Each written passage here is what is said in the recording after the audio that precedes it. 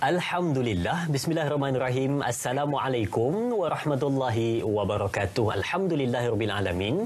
Wassalatu wassalamu ala asyrafil anbiya'i wal mursalin wa ala alihi wa sahbihi ajma'in. Allahumma salli ala sayyidina Muhammad. Allahumma salli ala sayyidina Muhammad. Allahumma salli ala sayyidina Muhammad wa ala ali sayyidina Muhammad wa ba'du. Alhamdulillah. Pertama dan selamanya, mari sama-sama kita panjatkan rasa syukur pada Allah Subhanahu wa taala kerana petang yang berbahagia ini, tanggal 8 hari bulan 9, 8 September 2020, kita bersiaran secara langsung membawakan kepada anda bermula jam 6 petang sehingga 7 petang. 1 jam kita bersiaran pada petang ini untuk kita membawakan kepada anda muskil. Di sini ada jawapannya. Seperti biasa, kita nak berikan kepada anda pencerahan-pencerahan untuk kita bawakan tajuk-tajuk yang dekat dengan kehidupan kita. Dan istimewa pada petang ini, kita bakal berkongsi berkenaan dengan topik tafsir Al-Quran dengan surah Al-Zalzalah. Bagaimana kupasan dan perbincangan sebentar lagi kita akan bawakan kepada penonton-penonton semua. Di awal tadi kita dah buka majlis kita dengan surah Al-Alaq ayat 1 sehingga ayat 5 yang menerangkan tentang bacalah. Disuruh pada kita dengan satu seruan untuk sama-sama bacalah dengan nama Tuhanmu yang menciptakan sebaik-baik ciptaan, sebaik-baik manusia, memberikan pada kita pelbagai nikmat dalam kehidupan kita, pelbagai benda yang diberikan dalam kehidupan kita, tetapi tidak ramai yang mensyukuri. Baik, perhatikan apa segala yang diberikan kepada kita, mudah-mudahan memberikan manfaat. Baik, sidang penonton setia anda muskil, pada petang ini kita boleh bertanyakan soalan bersama dengan ahli panel yang kita bawakan khas kepada anda di dua saluran kita. Untuk buat panggilan boleh pergi ke 03-2288-7876 atau nak terus pergi ke Facebook rasmi kita juga boleh di Anda Muskil. Dan mungkin ada penonton-penonton yang tak berkesempatan pada petang ini untuk menyaksikan secara langsung di hadapan kaca TV, boleh pergi ke Facebook rasmi JAKIM untuk menyaksikan kita secara langsung di Facebook di sana. Dan boleh juga terus ke myclick.rtm. Boleh juga di situ secara langsung untuk sama-sama kita tonton anda muskil pada petang ini, mendapatkan pencerahan-pencerahan. Okey, siapa ahli panel yang bakal menjawab persoalan kita pada petang ini? Tidak asing dengan anda muskil dan seorang yang manis senyumannya, selalu memberikan kata-kata hikmah, yakni Al-Fadil Dr. Ahmad Sanusi Azmi, yakni pensyarah kanan Universiti Sains Islam Malaysia USIM. Baik, apa khabar Ustaz? Alhamdulillah. Dari USIM datang? Dari USIM datang. Ke dari rumah? Dari tempat kerja terus ke sini? Ya. Subhanallah. Terus datang ke sini sedang penonton untuk memberikan pencerahan berkenaan dengan topik yang kita bincangkan petang ini. Terima kasih Ustaz bersama kita di studio.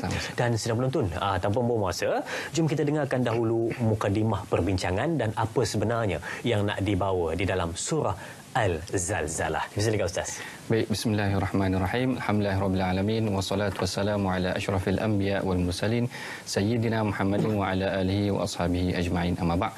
Pertamanya kita merafakkan rasa syukur ya Azrin kerana dengan limpah dan kurnianya Allah Taala kumpulkan kita pada petang ni untuk dengar sesi perbincangan tentang surah yang salah satu surah utama dalam Quran, iaitu surah Al-Zalzalah.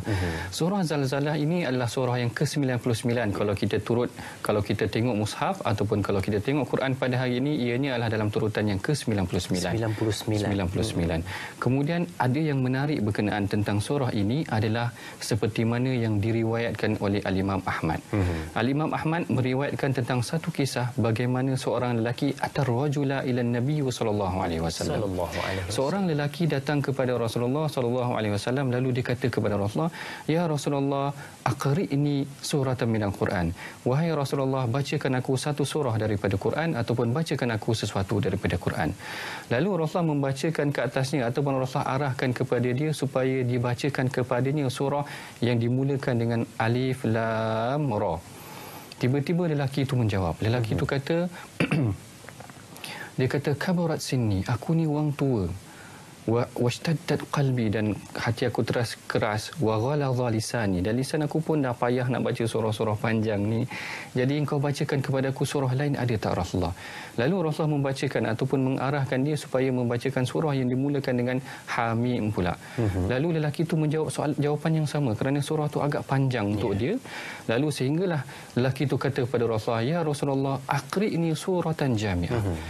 ceritakan kepada aku ataupun bacakan kepada aku ataupun ajarkan kepada aku satu surah yang mana surah ni merangkumi semua apa yang diperbincangkan tu tadi. Lalu Rasulullah pun bacakan kepada dia, Rasulullah baca idza zulzilatil ardu zilzalaha, iaitu surah zilzalah ni tadi, iaitu surah yang menceritakan tentang kegoncangan, tentang kedatangan hari kiamat tu tadi. Sehinggalah lelaki tu kata, aku dah tahu surah ni dan aku tak akan tambah dah surah lain. Maknanya surah ni surah yang sangat aku gembira dengan dia. Lalu dia pun kata pada Rasulullah, ataupun Rasulullah pun berkata kepada dia, aflahar rajul, lelaki inilah lelaki yang berjaya. Kerana dia dah dapat tahu apa isi kandung yang ada dalam suratul Zalzalah, sehingga menyebabkan dia merasai apa yang akan disampaikan oleh Allah Ta'ala dalam suratul Zalzalah itu sendiri. Kemudian kalau kita perhatikan, ada satu lagi hadis yang menceritakan juga tentang surah Zalzalah ni, iaitu ceritakan tentang surah ini pernah ataupun diturunkan kepada, ataupun ketika surah ini diturunkan, Abu Bakar menangis mendengar surah ini. Maknanya surah ini adalah surah yang sangat sadis, kerana dia menceritakan tentang bagaimana manusia akan dicampakkan daripada perut bumi, daripada dia telah dimatikan kemudian dicampakkan ke perut bumi, kemudian dinilai satu-satu setiap amalan dia. Lalu apabila Abu Bakar mendengar surah ini, dia baca dan dia menangis. Sehingga Rasulullah tanya kepada Abu Bakar, Rasulullah kata kepada Abu Bakar, wa ma yubkika ya Abu Bakar, apa yang menyebabkan kau menangis wahai Abu Bakar? Lalu Abu Bakar berkata, sesungguhnya surah ni menyebabkan aku rasa tersentuh kerana kandungan yang berada dalam dia. Lalu Rasulullah kata, andai sekiranya kalaulah manusia melakukan dosa, maka Allah Ta'ala akan mengampunkan dosa mereka. Macam tu jugalah dalam surah Zalzalah ni tadi, setiap amalan kita, setiap perincian amalan kita akan diperincikan dan akan direkodkan dan akan dinilai oleh Allah Ta'ala tu tadi. Begitu menyentuh surah ni buat Abu Bakar, sehingga dia menyebabkan dia berasa tersentuh.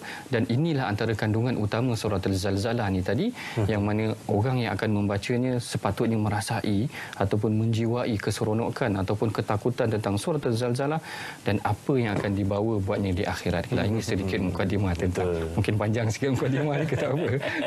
Baik, terima kasih Ustaz untuk mukadimah gambaran awal berkenaan dengan surah Al-Zalzalah, tafsirannya pada petang ini yang kita bawakan kepada anda, yang di awal-awal Ustaz sebutkan kepada kita berkenaan dengan satu kegoncangan yang cuba dia sampaikan di dalam surah tersebut, dan apakah kegoncangan tersebut, adakah pada hati pembacanya ataupun kegoncangan hari kiamat. Sebentar lagi kita akan berikan sedikit demi sedikit kepada sidang penonton. Baik, okey, untuk soalan pertama pada petang ni, nak berikan pencerahan kepada anda semua. Baik, kita ambil soalan di Facebook. Anda Muskil dari sahabat kita Puan Faizah Tun Mat Isa. Baik, soalannya ia bertanya, Assalamualaikum Ustaz.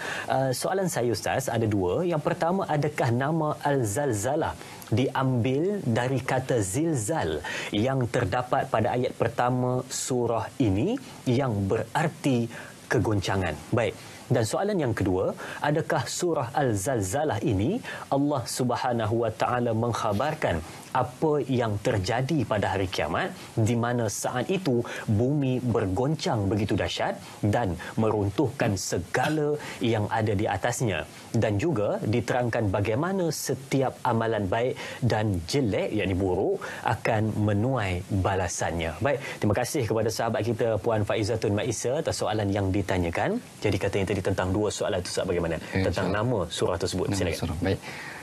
Terima kasih pada Puan Fauziatun, Faizatun ni tadi.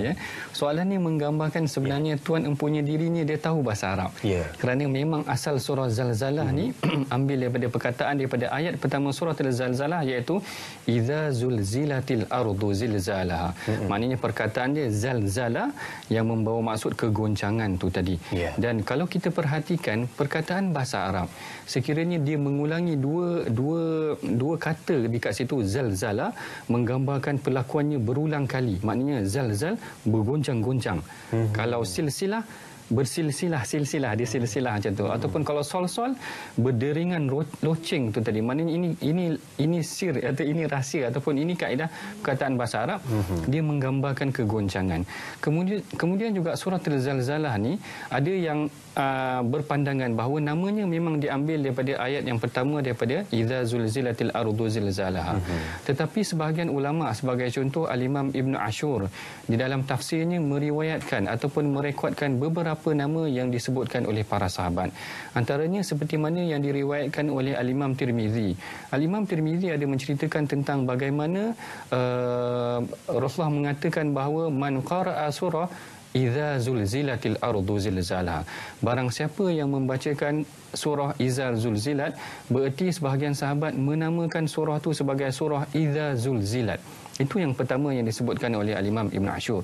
Kemudian yang kedua juga, ada juga yang menyebutkan surah ni dinamakan sebagai Suratul Zilzal. Suratul Zilzal ni sama juga maksudnya, iaitu yang menggoncangkan tentang hari akhirat itu sendiri tadi. Kemudian yang ketiganya juga sama, iaitu berkenaan tentang yang kita sebutkan tadi, zilzalah ataupun zalzalah, yang menyebutkan tentang kegoncangan. Ini dari aspek nama yang diambil ataupun bagaimana nama itu terbentuk daripada satu ataupun ayat pertama daripada surah Zalzalah. Kemudian soalan yang kedua. Soalan yang kedua katanya, adakah Zalzalah ni Allah nak khabarkan tentang kegoncangan yang berlaku pada hari kiamat? Benar atau tidak?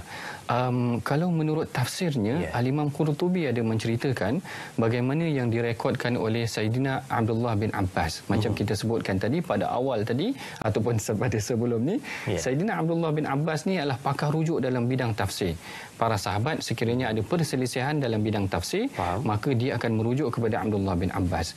Dalam situasi ini, Abdullah bin Abbas kata memang betul lah perkataan ayat pertama ataupun surah ni memang nak menggambarkan tentang tiupan yang pertama, nafkhatul ula kita panggil. Nafkhatul ula, tiupan yang pertama, bumi bergoncang dalam goncangan yang manusia tak pernah terfikirkan, goncangan yang sangat dahsyat. Sehingga kalau dalam surah yang lain dikatakan wa kana zalzatu syai'un azim, iaitu goncangan itu adalah goncangan yang sangat dahsyat sehingga manusia dianggap seperti seakan-akan mabuk. Wa ma hum bisukara. Allah Taala kata sebenarnya mereka tak mabuk, tetapi mereka tak boleh nak mengawal diri mereka kerana kegoncangan tu. Bayangkan mana kita pernah tengok orang mabuk. Orang mabuk ni dia tak boleh nak kawal diri dia sendiri. Kalau kita pukul dia pun dia tak sedar. Dia tak sedar. Tapi gambaran yang Allah Taala gambarkan hari kiamat tu, manusia macam dia bukan mabuk tapi dia tak sedar, menggambarkan goncangan tu sangat dahsyat. Sehingga manusia tak boleh nak kawal diri dia sendiri. Yang ini yang Abdullah bin Abbas kata nafhatul ula, goncangan yang pertama menyebabkan manusia mabuk.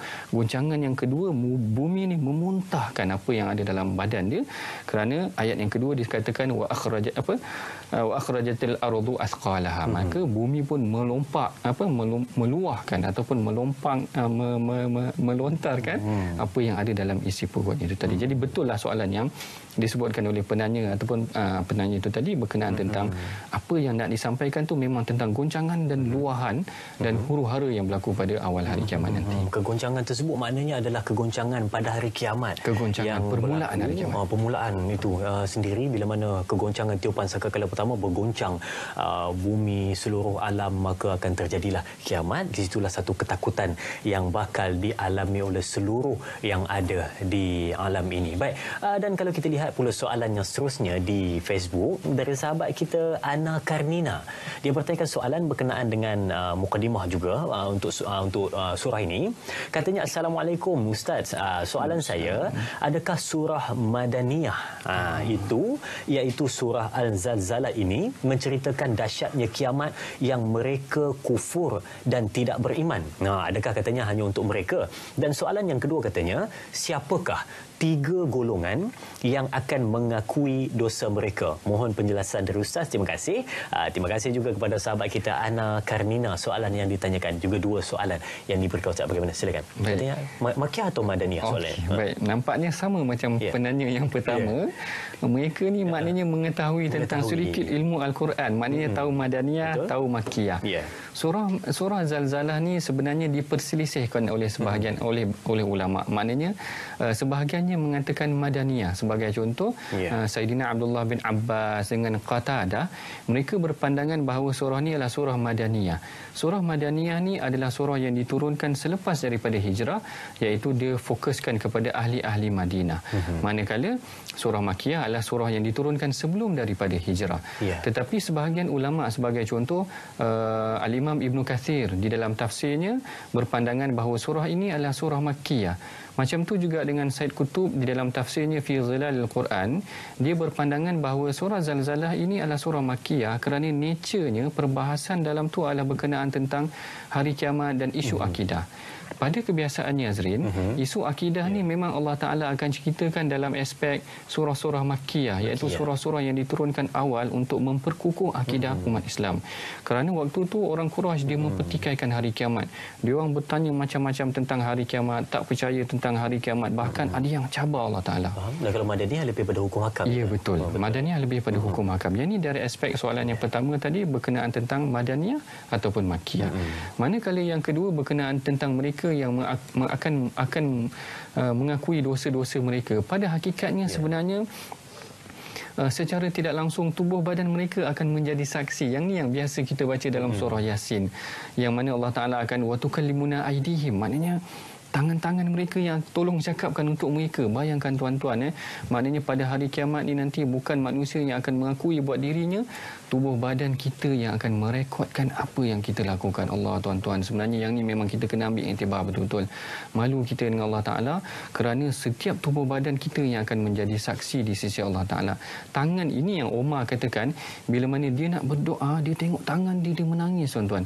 Kerana dia kata dengan tangan dia yang dia lakukan dosa, dengan tangan dia ni yang dia mohon doa kepada Allah Ta'ala. Jadi dia rasa segan buat diri dia, jadi muhasabah tangan ni buat diri dia. Di akhirat kelak esok macam tu. Maknanya Allah Ta'ala yang akan menjadikan tangan dan kaki kita ni yang rekodkan perbuatan kita, dia yang akan bercakap untuk kita. Tak perlu manusia bercakap, dia akan bercakap. Bahkan bumi akan menjadi rekod ataupun menjadi gambaran bagaimana dia akan disaksikan ataupun menjadi saksi atas apa yang dilakukan di muka bumi. Saya kira itu untuk soalan yang betul. Baik, terima kasih Ustaz memberikan pada kita satu intipati yang penting untuk sama-sama kita fahami. Pada ayat pertama menyebutkan tentang kegoncangan pada hari kiamat yang bakal berlaku, dan biasa kita dengar dan disebutkan kepada kita pada hari itu adalah satu kegoncangan yang memang teramat dahsyat, bila mana ibu takkan mengenali anaknya, anaknya takkan menghiraukan ibunya. Seluruh siapa yang mengenali di antara satu sama lain pada hari itu hanya memikirkan bagaimana nak menyelamatkan dirinya sendiri. Dan kalau kita perhatikan pada ayat kedua menyebutkan tentang apa yang ada terkandung di dalam bumi maka akan diluahkan, maka akan dilontarkan keluar kembali. Dan kita nak menjawab persoalan dari sahabat kita, yakni Puan Masnida Johari. Katanya pada ayat yang kedua, Assalamualaikum, katanya Ustaz dan semua kru anda muskil, merujuk kepada ayat kedua, dan bumi mengeluarkan beban-beban berat yang dikandungnya, adakah ia membawa maksud Allah Subhanahu Wa Taala mengeluarkan mayat-mayat dari kubur mereka? Terima kasih Ustaz, terima kasih juga kepada Masnida Johari atas soalan yang ditanyakan.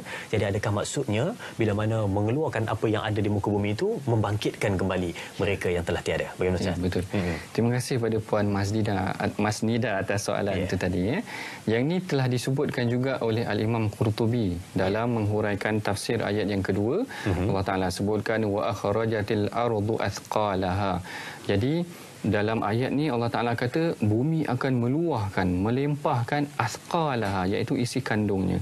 Jadi sebenarnya apa yang dimaksudkan dengan athqalaha?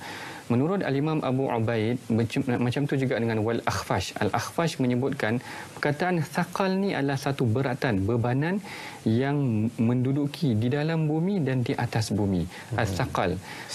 As-thaqal perkataan tu beban ataupun berat. Kalau muskil Ustaz? Kalau muskil ada shin kat situ, maknanya kemuskilan, beban di kepala, beban pemikiran pun mungkin juga.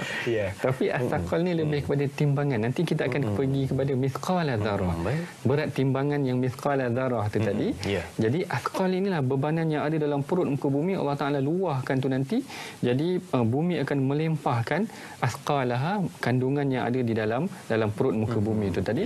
Sebab tu kalau kita perasan sebenarnya dalam surah Ar-Rahman Allah Ta'ala ada menceritakan, Allah Ta'ala kata sanafruhu lakum ayyuhats thaqalan, kami akan berikan bebanan ataupun kami akan berikan tanggungjawab, kamu akan dihisap nanti wahai dua thaqalan. Dua thaqalan ni maksudnya adalah golongan jin dan manusia. Maknanya yang thaqalan dua benda yang membebani bumi atau memberati bumi, itulah tadi. Jadi kat sini kita faham surah Az-Zalzalah kalau kita tafsirkan dengan surah Ar-Rahman, as-thaqal, perkataan thaqal ataupun athqalaha tu membawa maksud bebanan yang ada dalam bumi ataupun yang ada di atas muka bumi. Jadi maksud dia kat sini adalah mayat-mayat, segala apa yang ada dalam perut bumi ni, Allah Ta'ala kata bumi sendiri yang akan keluarkan dia, maknanya akan melemparkan dia. Sebab tu ayat yang seterusnya nanti manusia terkejut. Wa akhrajatil ardu athqalaha wa qala al insanu ma laha. Apa benda ni? Maknanya manusia tak tersangka-sangka dan manusia rasa sangat terkejut. Tak pernah tengok, bayangkan tuan-tuan boleh bayang bumi mengeluarkan isi perutnya yang daripada awal manusia-manusia yang telah dimatikan dan dikeluarkan daripada perut bumi. Manusia tertanya-tanya apa benda yang terkeluar ni. Inilah kedahsyatan ataupun kegoncangan. Bukan sahaja menggoncangkan muka bumi, menggoncangkan akal dan jiwa manusia. Menunjukkan sesuatu yang dia tak pernah tengok dan dia tak pernah terfikir pun atas apa yang pernah akan dia saksikan pada hari tersebut. Jadi ini yang dimaksudkan dengan bumi mengeluarkan isi perutnya. Begitulah para ulama tafsirkan mayat-mayat ataupun jenazah yang terdahulu dibangkitkan semua manusia akan berkumpul. Bila memuntahkan tu maknanya semua yang melihat akan jadi terkejut. Betul. Dan bertanya apa semua ni dan apakah ini yang bakal berlaku, kegoncangan pada hari kiamat. Sangat dahsyat dan mengerikan perbincangan kita pada petang ini tentang surah Al-Zalzalah. Baik, sidang penonton, kita ada pemanggil di talian. Assalamualaikum. Waalaikumsalam warahmatullahi wabarakatuh. Da'i, Azli dan Ustaz dan semua warga kerja anda miskin, semoga di dalam rahmat Allah. Okey, soalan saya petang ni saya tanya Ustaz. Baik tuan, siapa di sana tuan? Saya Ismail. Oh, Tuan Ismail. Ya, baik tuan. Okey, adakah Allah meletakkan tanda goncangan itu sebagai tanda yang mudah untuk mengejutkan semua manusia di hari kiamat kelak? Itu je soalan saya petang ni. Terima kasih. Assalamualaikum warahmatullahi wabarakatuh. Waalaikumsalam. Terima kasih Tuan Ismail atas soalan yang ditanyakan. Adakah kegoncangan itu untuk mengejutkan mereka pada hari kiamat? Jadi bagaimana Ustaz? Ya, saya kira sebenarnya ianya adalah salah satu daripada medium ataupun mekanisme Allah Ta'ala nak menggerakkan semula manusia. Faham. Bila mana kalau diperhatikan dalam beberapa tempat lain dalam Quran, memang Allah Ta'ala sebutkan bumi ini akan bergoncang. Dia akan jadi satu mekanisme untuk mengeluarkan ataupun membangkitkan semua manusia. Dalam surah yang lain Allah Ta'ala kata idza rujjatil ardu rajja, bila mana bumi ini bergoncang semulanya. Kemudian macam tu juga ayat-ayat yang lain yang menunjukkan bumi akan digoncangkan pada hari kiamat, seakan-akan dia menjadi satu medium ataupun satu mekanisme untuk menunjukkan inilah pengakhiran muka bumi dan inilah permulaan hari akhirat. Dia dimulakan dengan sesuatu yang mengerikan, yang mengejutkan, yang menyebabkan manusia terpinga-pinga. Kaedah goncangan itu adalah kaedah mengejutkan manusia. Macam kita hari ini juga, kalau kita nak kejutkan seseorang, barangkali kena ada satu goncangan. Betul. Sama ada goncangan fizikal ataupun satu hentakan yang berbentuk dalaman. Maknanya kadang-kadang manusia ni tak sedar, melainkan setelah mana dia diterima ataupun menerima sesuatu yang menyentak jiwa dia. Makan dalam. Betul, itu betul. Dan satu yang orang tak pernah terfikir, dia tersentak. Macam orang tengok aksiden. Perkara yang dia tak pernah tengok. Satu hari dia bawa kereta, saya sendiri pengalaman, saya pernah satu hari bawa kereta, ternampak orang aksiden, motor tergolek, bila terjatuh perut dia terkeluar. Allahu Akbar. Dia macam satu sentakan. Bila kita tengok, kita tarik balik mata kita, benda yang kita tak jangka-jangka tersentak. Jiwa manusia bila dah tengok macam tu, tadi elok bawa laju, dia bawa pelan dah. Mana satu sentakan buat jiwa, sentap tu tadi, terus dia bawa slow. Tadi bawa langgar lampu merah, sekarang dah tak langgar lampu merah. Kerana dia tengok impak dia ataupun satu ketukan buat jiwa dia tu menyebabkan dia tersedar. Jadi kalau kita perasan dalam Quran, nature dia macam tu. Dia banyak kali Allah Ta'ala ketuk jiwa kita supaya kita sedar. Datangkan tentang hari-hari kiamat punya cerita, datangkan ayat-ayat yang mengetuk zilzalah, tentang satu goncangan, satu rajatan ardam. Maknanya ayat yang digunakan agak keras juga untuk mengetuk jiwa manusia supaya manusia memikirkan apa yang akan berlaku pada hari kiamat nanti sebagai satu ketukan ataupun sebagai satu goncangan untuk menyedarkan diri dia dan membangkitkan semua manusia. Mungkin segala manusia sedang terlena waktu hidup di atas dunia, jadi mungkin mungkin perkara itu adalah satu yang menyebabkan terbangun, tersedar kembali dari lena yang panjang. Akhirnya sedar pada ketika itu rupa-rupanya sudah terlewat, yakni kiamat telah tiba. Baik, sidang penonton, ada soalan seterusnya dari sahabat kita, Nur Dahlia Biru. Baik, soalannya, Assalamualaikum Ustaz. Ada dua soalan juga. Wah, ini fikir Ustaz, semua dua soalan ni. Baik, soalannya yang pertama, adakah surah ini Allah turunkan kerana orang-orang kafir kerap bertanya tentang hari kiamat dan hari perhitungan. Maka Allah Subhanahu Wa Taala menjelaskan kepada mereka tanda-tanda permulaan kiamat sebagaimana yang tercatat di dalam surah Al-Zalzalah. Baik, dan soalan yang kedua, adakah benar kelebihan membaca surah ini pahalanya seperti membaca setengah daripada Al-Quran? Mohon pencerahan Ustaz. Terima kasih. Terima kasih kepada sahabat kita Puan Nur Dahlia Biru. Baik, bagaimana untuk soalan yang pertama? Katanya surah ini diturunkan bagi menjawab persoalan-persoalan orang kafir yang sering bertanya berkenaan dengan hari kiamat. Bagaimana? Terima kasih Puan Dahlia. Saya setuju dengan soalan yang diberikan oleh Puan Dahlia tadi, iaitu berkenaan tentang benarkah ayat ini diturunkan kepada orang kafir. Memang benar. Kalau kita perhatikan, orang kafir ini dia petikai 3 perkara. Yang mana bila mana Rasulullah datang kepada mereka, dia petikaikan. Yang pertama, dia petikaikan bila nak betul ke hari kiamat ni boleh berlaku. Dia tanya pada Rasulullah, ayyana yaumul qiyamah, bila akan dibangkitkan hari kiamat. Yang kedua, dia kata, dia akan kata, bila hadzal wa'du in kuntum shadiqin. Sayaquluna mata hadzal wa'du in kuntum shadiqin. Bilakah sebenarnya berlakunya hari kiamat nanti? Lalu Allah Taala jawab soalan mereka bukan dengan bila, tetapi Allah Taala terus tunjuk bagaimana dia akan berlaku. Kalau dia tanya bila, Allah Taala terus tanya macam ni dia akan berlaku. Bumi akan digoncangkan, kamu akan dimuntahkan dan sebagainya, memberikan satu templak buat pertanyaan yang dia tanya itu tadi. Kemudian yang keduanya, saya ingat ada orang kafir bukan saja dia bertanyakan bila hari kiamat akan berlaku, bahkan dia mencabar Rasulullah dan Allah Taala. Dia mendatangkan tulang kepada Rasulullah, digenggam tulang tu dan dihamburkan di depan Rasulullah, dan dia kata, bolehkah Tuhan Muhammad akan menghidupkan tulang-tulang yang telah hancur lebur ni. Yang ni yang disebutkan dalam surah Yasin yang kita selalu baca, ayuhyil 'idhama wa hiya ramim. Bolehkah Tuhan kau bangunkan tulang-tulang yang telah hancur ni tadi? Allah Taala terus jawab direct, kul yuhyiha allazi ansha'aha awwal marrah. Allah Ta'ala akan bangkitkan mereka, dan Allah Ta'ala jawab dalam surah Al-Zalzalah ni juga tadi, macam mana bumi ni akan membangkitkan, meluahkan manusia-manusia yang telah meninggal dunia itu juga tadi. Begitu juga orang kafir mempertikaikan, bolehkah Allah Ta'ala rekodkan setiap perlakuan kita ni? Nanti Allah Ta'ala pernah ceritakan juga dalam surah Al-Kahfi, kalau tak silap saya. Faham. Allah Ta'ala kata, wa wudi'al kitabu fataral mujrimina mushfiqina mimma fihi wa yaqulu ya wailatana ma li hadzal kitab. Orang kafir nanti dia akan terkejut. Dia kata, mali hadzal kitab, hebat ni kitab ni, merekodkan setiap apa yang mereka lakukan setiap hari. Macam tu juga Allah Ta'ala sebut dalam surah Al-Zalzalah. Allah Ta'ala kata setiap atom ataupun setiap perincian kecil, mithqala dzarratin, setiap yang zarah yang kecil tu Allah Taala akan rekodkan. Apatah lagi apa yang orang Quraisy ataupun orang Quraisy pertikaikan tadi tentang bila nak kiamat, macam mana boleh tak Tuhan bangunkan kiamat, boleh tak Allah Taala rekodkan setiap perlakuan kita. Semua ni Allah Taala rekodkan dalam surah Al-Zalzalah. Sebab itulah besar kelebihan surah Zalzalah ni, kerana huraiannya masya-Allah, huraiannya agak terperinci, menjawab terus persoalan yang ditanyakan oleh orang Quraisy itu tadi. Betul Ustaz. Dan soalan kedua tadi tanya berkenaan dengan betul ke baca surah Al-Zalzalah ni pahalanya seperti mana membaca setengah dari Al-Quran? Maknanya Puan Dahlia ni tadi memang dia pernah baca hadis barangkali.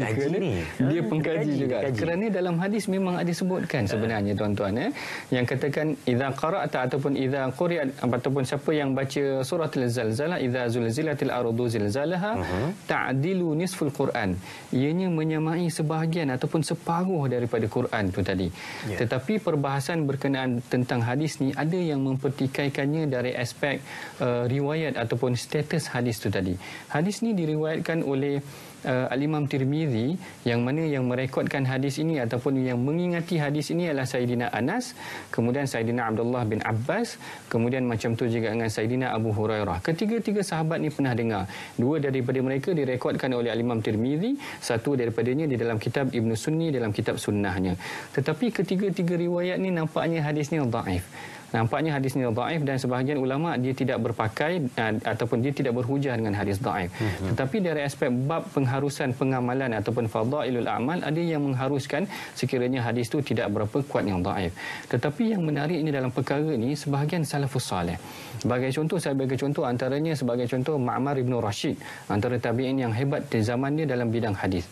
Macam tu juga dengan Al-Hasan Al-Basri, seorang yang hebat juga pada zamannya tentang hadis. Macam tu juga dengan Bakar Ibn Abdullah Al-Muzani, orang yang hebat juga dalam bidang hadis. Ketiga mereka ini merekodkan pengriwayatan ini ataupun mengatakan seolah-olah mereka yang membaca surah Al-Zalzalah ni hampir-hampir pahalanya ataupun kefahamannya menyamai nisful Quran, iaitu separuh daripada Quran. Kenapa yang ni yang menjadi persoalan? Kenapa perbahasan tentang surah Al-Zalzalah ni menyamai separuh daripada Quran? Pertamanya adalah dari aspek akidah yang dibawa, kerana sebahagian besar konten di dalam Al-Quran adalah membincangkan tentang isu akidah. Jadi surah Zalzalah adalah membentangkan kepada manusia sesuatu yang pasti akan berlaku di hari akhirat ni nanti, dan ia adalah isu akidah. Dan yang terakhir ataupun yang keduanya adalah dari aspek tentang hari kiamat. Ianya adalah tentang satu kebangkitan yang kita mesti percayai, dan dia merangkumi banyak aspek dalam Quran. Sebab itulah dikatakan surah Al-Zalzalah sebahagian besar daripada pahalanya ataupun pemahamannya sebahagian besar daripada Quran. Betul, ada sesuatu yang sangat hebat yang disampaikan melalui surah Al-Zalzalah. 8 ayat tetapi impaknya cukup besar. Baik, kita ada pemanggil di talian. Assalamualaikum. Waalaikumsalam warahmatullahi wabarakatuh. Dari Azrin dan juga Dr. dan juga Ustaz ya. Ya, Ustaz. Assalamualaikum Ustaz. Waalaikumsalam. Waalaikumsalam warahmatullahi ya Tuan. Apa khabar? Baik, alhamdulillah, bagus ya.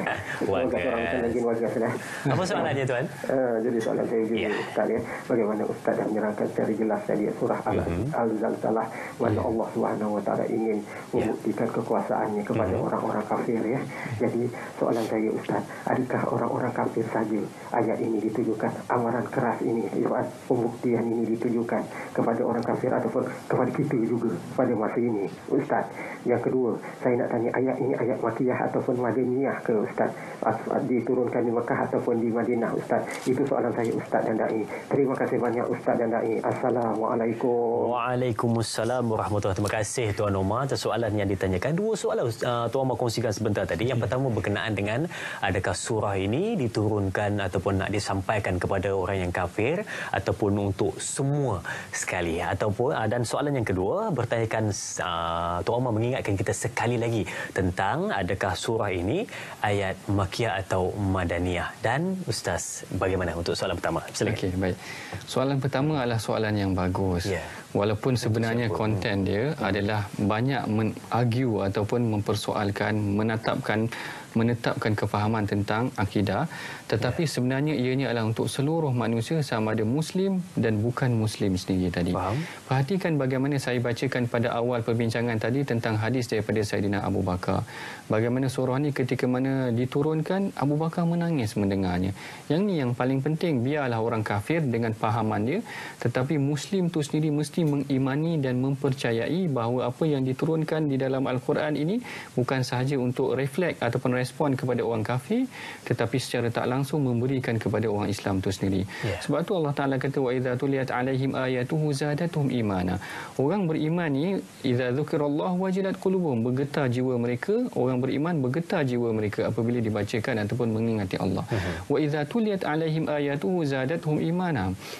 Bila mana dibacakan ke atas mereka ayat-ayat Quran, surah Zalzalah ke surah apa sahaja surah yang disebutkan berkenaan tentang hari kiamat, sepatutnya menambah keimanan mereka dan mengetuk pintu hati mereka sehingga mereka dekat dengan Allah Ta'ala itu sendiri tadi. Itu yang berkenaan dengan pertama, maknanya surah ni adalah surah yang kedua-dua pihak bahkan lebih dekat lagi lah dengan orang Islam itu sendiri tadi. Islam, betul. Soalan yang kedua tadi sebenarnya kita dah bincangkan juga pada awal perbincangan. Secara umumnya seperti yang saya sebut, Saidina Abdullah bin Abbas dia percaya bahawa surah ini adalah surah Madaniyah. Surah Madaniyah. Sekalipun nature-nya sebenarnya adalah nature banyak berbincang tentang perbincangan orang kafir yang tak percaya tentang hari kiamat. Tetapi Abdullah bin Abbas dan Qatadah, seorang tabi'in yang famous juga dalam bidang tafsir, merasakan bahawa surah ini adalah surah Madaniyah. Manakala sebahagian sahabat sebagai contoh Sayyidina Abdullah bin Mas'ud. Sayyidina Abdullah bin Mas'ud merasakan bahawa ayat ini ataupun surah ini adalah surah Makkiyah yang diturunkan sebelum hijrah itu sendiri tadi. Dan atas dasar itulah sebahagian ulama sebagai yang saya sebutkan pada awal tadi, sebagai contoh Al-Imam Ibn Kathir. Al-Imam Ibn Kathir mendefinisikan ataupun mengklasifikasikan, meletakkan kategori surah ini sebagai surah Makkiyah kerana nature perbincangannya banyak menyentuh isu akidah dan ayatnya pendek-pendek. Macam tu juga dengan Al-Imam ataupun Said Qutb sendiri dalam tafsirnya Fi Zilal Al-Quran lebih merasakan lebih tepat bahawa surah ini adalah surah Makkiyah, dan ini yang diperbahaskan ataupun dibincangkan oleh para ulama itu sendiri. Baik, terima kasih Ustaz untuk pencerahan berkenaan dengan dua soalan yang ditanyakan sebentar tadi.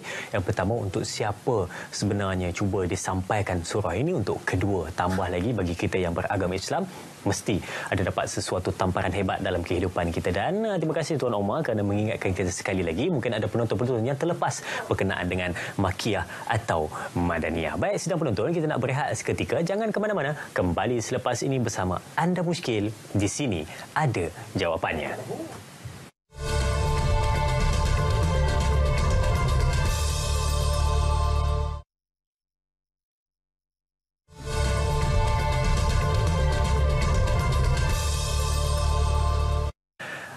Alhamdulillah, bertemu kembali bersama Anda Muskil. Di sini ada jawapannya. Membincangkan tentang tafsir surah Al-Zalzalah. Kita dah berikan kepada anda pencerahan berkenaan dengan apa sebenarnya yang terkandung di dalam surah tersebut. Yang mungkin ada di antara kita yang sudah khatam Al-Quran banyak kali, beberapa kali dalam kehidupan kita.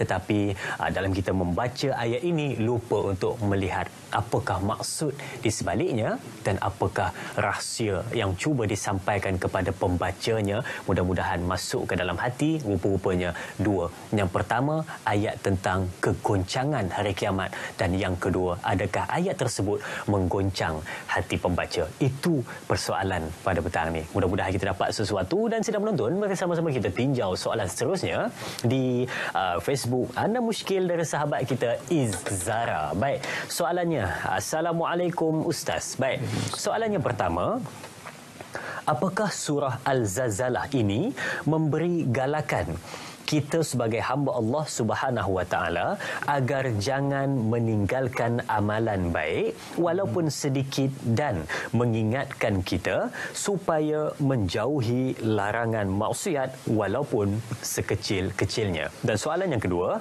apakah dengan hanya berniat di dalam hati untuk melakukan dosa tanpa melakukannya lagi, apakah sudah dicatat sebagai kejahatan seberat zarah? Mohon pencerahan Ustaz. Terima kasih kepada sahabat kita Izzara atas soalan yang ditanyakan. Cantik dua soalan. Yang pertama tadi berkenaan dengan surah Al-Zalzalah bergalakan untuk kita melakukan perkara baik dan meninggalkan perkara buruk. Silakan Ustaz. Baik. Terima kasih Cik Izzara, Puan Izzara. Ya. Soalan yang ditanyakan berkenaan tentang ayat yang terakhir juga berkenaan dengan galakan untuk kita melakukan ibadah itu tadi. Sebenarnya ini juga poin yang antara penting yang disebutkan dalam surah Al-Zalzalah, kerana disebutkan juga di dalam hadis pada awal ayat tentang memberi makan diturunkan, para sahabat merasakan, sebahagian mereka merasakan hanya kami ni boleh bagi yang besar-besar ataupun banyak-banyak sahaja, sehinggalah itulah yang memberikan pahala kepada kita. Yang ni yang disebutkan bila mana turunnya ayat wa yut'imuna at'ama ala hubbihi miskinan wa yatiman wa asira. Salah satu daripada sifat ahli syurga adalah mereka memberi makan kepada orang miskin, orang yang susah, orang anak yatim dan sebagainya. Jadi bila mana ayat-ayat seperti ini diturunkan, sebahagian sahabat berfikir rupanya agaknya amalan-amalan, sumbangan-sumbangan yang besar sahaja yang Allah Ta'ala terima. Lalu turunlah ayat ini mengatakan faman ya'mal mithqala dzarratin khairan yarah. Barang siapa yang mengamalkan mithqala dzarrah, maknanya mithqal ini adalah berat timbangan. Zarrah ni kalau dalam bahasa Arabnya, zar ni macam debu yang berterbangan. Sebagai contoh, kalau kita buka tingkap, kita nampak debu berterbangan, ataupun kalau kita kibas nampak debu berterbangan. Itu lama tak cuci tu. Okey. Debu berterbangan ni, tuan-tuan bayangkan, Azrin bayangkan macam mana kita nak timbang debu ni. Maknanya debu ni kita tak boleh nak timbang. Maknanya dia berterbangan macam tu. Betul. Allah Ta'ala kata, timbangan debu tu aku tahu. Masya-Allah, ni hebat ayat ni.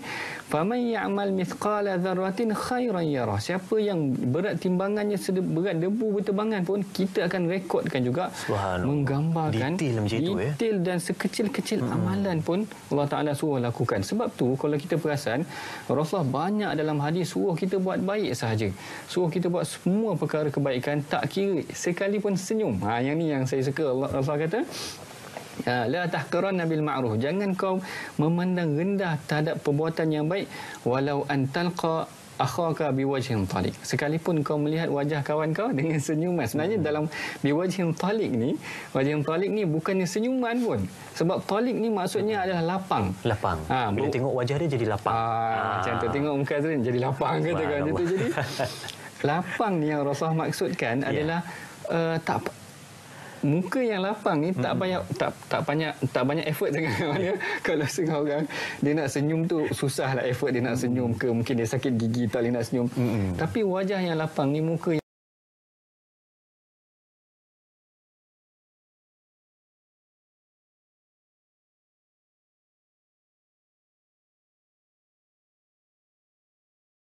yang bersahaja, muka yang tenang, tak payah effort banyak pun. Tak perlu effort yang banyak pun, Allah Ta'ala akan bagi ganjaran. Walau bisyiqqit tamrah, dalam hadis yang lain, walaupun dengan sepotong tamar ataupun sebilah tamar pun, Allah Ta'ala bagi lagi pahala. Dengan senyuman Allah Ta'ala bagi pahala. Dengan suapan kepada isteri ataupun minum pada isteri pun dapat pahala. Bagi hadiah pada keluarga dapat pahala. Masya Allah, maknanya Allah Ta'ala mudahkan urusan bagi pahala ni memang sangat banyak. Sebab tu awal dulu para sahabat dia rasa macam orang sahabat-sahabat yang miskin ataupun sahabat-sahabat yang tidak berkemampuan, dia rasa jealous dengan sahabat yang kaya. Sebab dia kata orang lain, orang kaya ni boleh pergi dengan sumbangan mereka, tapi kami ni apa yang kami boleh buat? Lalu Rasulullah ceritakan, tolong orang dapat pahala, ucapkan subhanallah dapat pahala, semua dapat pahala. Amalan ni amalan yang sangat mudah, tuan-tuan. Yang ni poin utama juga saya kira dalam surah ni. Awalnya Allah Ta'ala menggambarkan kegoncangan hari kiamat. Fasa kedua Allah Ta'ala gambarkan manusia terpinga-pinga, tak tahu nak buat apa. Fasa ketiga Allah Ta'ala ajar, kalau kau nak selamat dalam kegoncangan dan kebinasaan ni dan tak nak terpinga-pinga, maka lakukanlah kebaikan walaupun sebesar zarah. Zarah ni kita tak boleh nak timbang, tuan-tuan. Macam mana nak timbang zarah atom ni? Tak boleh nak timbang. Debu nak timbang macam mana? Allah Ta'ala bagi tahu. Benda yang manusia tak boleh timbang tu, aku boleh timbang. Macam tu. Nak cerita macam mana Allah Ta'ala letakkan nilai perlakuan baik adalah dengan sesuatu yang sangat besar di sisi Allah Ta'ala, sehingga manusia tak sangka. Diingatkan dia buat perkara ni adalah perkara yang saja-saja. Diingatkan dia share lah rancangan kita hari ni, diingatkan saja-saja. Tapi dia tak tahu orang lain dapat manfaat daripada sini. Dia dapat pahala daripada perkara yang simple yang dia tak sangka-sangka. Itu soalan pertama rasanya kan? Betul. Soalan yang kedua tadi berkenaan, dia tanya Ustaz, dia kata kalau orang ni dia niat nak buat jahat, baru niat, belum buat baru niat. Dia nak buat jahat, tapi dia tak buat, Ustaz. Adakah sudah dicatat pada dia kejahatan? Okey, baik. Yang ni saya kira sebenarnya dah dijelaskan dalam hadis secara zahirnya. Manusia sekiranya manhamma, baru saja terdetik ingin ataupun bersungguh nak melakukan kebaikan, Allah Ta'ala akan kutibat lahu hasanah, ataupun kadang-kadang hasanah ni boleh memanjang lebih banyak pahala dia. Tetapi manhamma bisayyi, Allah Ta'ala tak tulis lagi. Siapa yang berkeinginan, bersungguh-sungguh berhasrat nak buat jahat, Allah Ta'ala belum bagi lagi. Maknanya sangat pemurah Allah Ta'ala. Kalau baru berniat nak buat baik sikit, Allah Ta'ala dah bagi pahala. Kalau baru berniat nak buat jahat sikit, Allah Ta'ala belum tulis lagi dosa tu tadi. Cuba bayangkan hari ni, kalaulah saya ni salesman ataupun saya ni tukang jurujual, saya pun kata pada bos saya, tadi saya dah niat dah nak buat jual kereta ni, tapi tak dapat jual. Tetapi bos kena bayar saya bonus lah, sebab saya dah niat baik. Sebab saya dah niat buat baik. Tak akan ada bos bayar bonus. Betul. Macam tu. Sebab dia baru niat aja. Itu di dunia. Tetapi di akhirat Allah Ta'ala bagi lebih. Niat baik sahaja Allah Ta'ala bagi terus. Maknanya pemurah Allah Ta'ala, bahkan penyayangnya Allah Ta'ala. Manusia tu buat niat jahat sikit, Allah Ta'ala tak akan tulis lagi sehinggalah dia lakukan kejahatan. Tadi Maha Suci Allah yang sangat pemurah lagi Maha Penyayang, memudahkan urusan manusia, mengasihi manusia supaya mereka selamat di akhirat kelak, insya-Allah. Niat nak buat baik tapi belum buat, tapi sudah dicatat kebaikan. Bila mana dibuat kebaikan tersebut, maka ditulis 10 kebaikan kepada dia. Tapi kalau jahat lain pula, niat tak dapat apa. belum lagi ditulis. Tetapi bila mana dibuat, maka ditulis satu kejahatan. Cuba fikir, cuba renung, kalau dihitung timbangan amal masih lagi berat belah yang jahat, bagaimana kehidupannya di atas dunia. Baik, fikir-fikirkannya itu. Baik, soalan seterusnya kita ambil dari Facebook juga, dari sahabat kita Puan Sal Rasid Cici. Baik, soalannya, Assalamualaikum Ustaz, adakah pada ayat ke-6 surah Al-Zalzalah, yakni kegoncangan, Allah Subhanahu Wa Taala memberitahu bermulanya hari berbangkit dan dengan goncangan yang sangat dahsyat, mengeluarkan mayat-mayat dengan pelbagai rupa dan bentuk dalam keadaan kebingungan mengikut amalan masing-masing sewaktu di dunia untuk dihisap segala perbuatan baik dan jahat mereka. Mohon perkongsian ilmu dari Ustaz. Terima kasih. Terima kasih juga kepada Puan Sal Rasid Cici. Dibangkitkan dalam kebingungan dan dihisap hitungan amal baik dan juga buruk. Benar begitu, Ustaz? Silakan. Ya.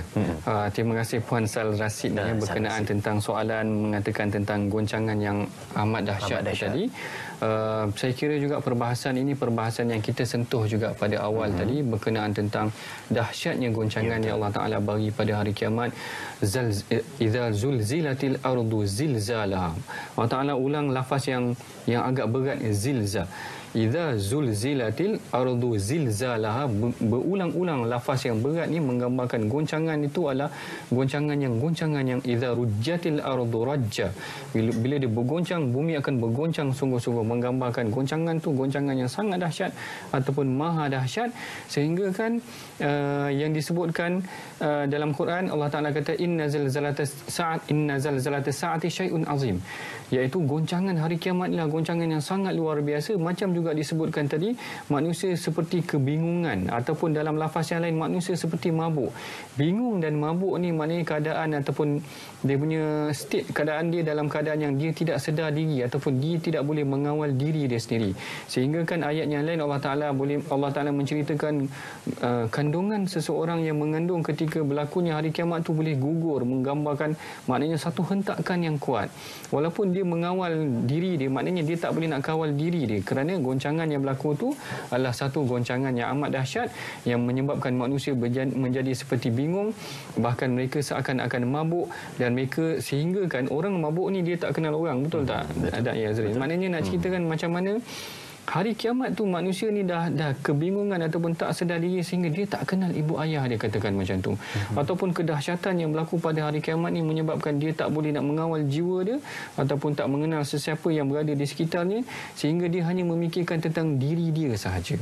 Yang ni yang sepatutnya menjadi satu peringatan buat kita yang membaca surah Zalzalah. Akan berlaku satu goncangan yang hebat, akan menyebabkan manusia berada dalam kebingungan ataupun mabuk, sehingga dia tak kenal orang lain, dan sehingga dia hanya memikirkan diri dia, apa yang akan berlaku ke atas diri dia. Subhanallah, dia seolah-olah terbayang suasana pada ketika itu yang huru-hara dalam keadaan kegoncangan, seolah-olah kita berada dalam satu kawasan yang tidak menghiraukan orang lain, tetapi hanya memikirkan macam mana aku nak selamatkan diri aku daripada benda yang ada di sekeliling kita. Itu gambaran perkara tersebut. Baik, dan kita ambil soalan seterusnya di Facebook rasmi Anda Muskil dari sahabat kita Ita Muzwita. Okey, betul ke saya sebut tu? Betul, insya-Allah. Baik. Okey, Assalamualaikum Ustaz. Baik, semoga dalam rahmat Allah selalu. Baik, adakah surah Al-Zalzalah ini boleh diamalkan dan dijadikan sebagai ruqyah atau senjata untuk dipulangkan kepada sesiapa yang berniat jahat atau yang melakukan ataupun menghantar sihir kepada kita? Bagaimanakah caranya untuk mengamalkan surah ini bagi merawat diri yang telah terkena buatan khianat, yakni sihir pada diri sendiri mahupun keluarga kita? Mohon pencerahan Ustaz. Terima kasih kepada Puan Ita Muzwita. Soalan yang ditanyakan berkenaan dengan boleh dijadikan sebagai merawat diri yang terkena khianat surah ini. Benar atau tidak Ustaz? Silakan. Baik. Saya ada juga pernah dengar bahawa surah Al-Zalzalah ni orang baca untuk pendinding sebagai sihir, ahli keluarga dan sebagainya. Tetapi bila kita teliti dari aspek dalil ataupun sandaran terhadap amalan tersebut, saya barangkali atas kelemahan saya tak jumpa berkenaan tentang sandaran ataupun dalil untuk kita beramal ataupun menggunakan surah Zalzalah ni sebagai pendinding ataupun penghapus sihir tu tadi. Tetapi dalam Quran Allah Taala ajar perkara yang lain. Saya bagi sebagai contoh contoh bagaimana ketika Rasulullah sendiri pernah disihir ataupun baginda SAW sendiri pernah disihir oleh seorang lelaki Yahudi, yang mana ketika itu apa yang diajarkan oleh Allah Ta'ala kepada Rasulullah adalah membaca dua kul ni tadi. Sangat mudah, iaitu kul a'udzu birabbil falaq dan juga kul a'udzu birabbin nas. Amalkan sahaja ini untuk pendinding diri dan keluarga, pada saya ia dah memadai. Kemudian ini yang pertama. Yang kedua ni juga, begitu juga Rasulullah pernah mengajarkan ataupun pernah berpesan kepada Sayyidina Abu Hurairah ketika mana dia telah diganggu oleh golongan ifrit ataupun seorang ifrit ataupun seekor ifrit berkenaan tentang pendinding dirinya, maka Rasulullah ajarkan kepada dia supaya bacakan Ayatul Kursi. Jadi yang pertama tadi Puan Ita, untuk pendinding diri dan keluarga boleh dibacakan dua muawwidzatain ataupun kul a'udzu birabbil falaq dan kul a'udzu birabbin nas. Kemudian boleh juga diamalkan Ayatul Kursi untuk pendinding diri dan keluarga, kerana ini yang diajarkan oleh Rasulullah kepada para sahabat. Kemudian yang ketiga yang juga disebutkan dalam hadis adalah surah Baqarah.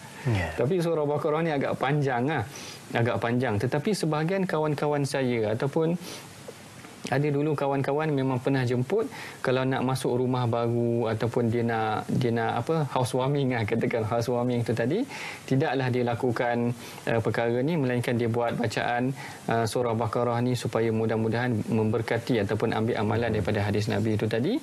Dengan amalan ni mudah-mudahan Allah Ta'ala melindungi keluarga dan melindungi rumah itu tadi.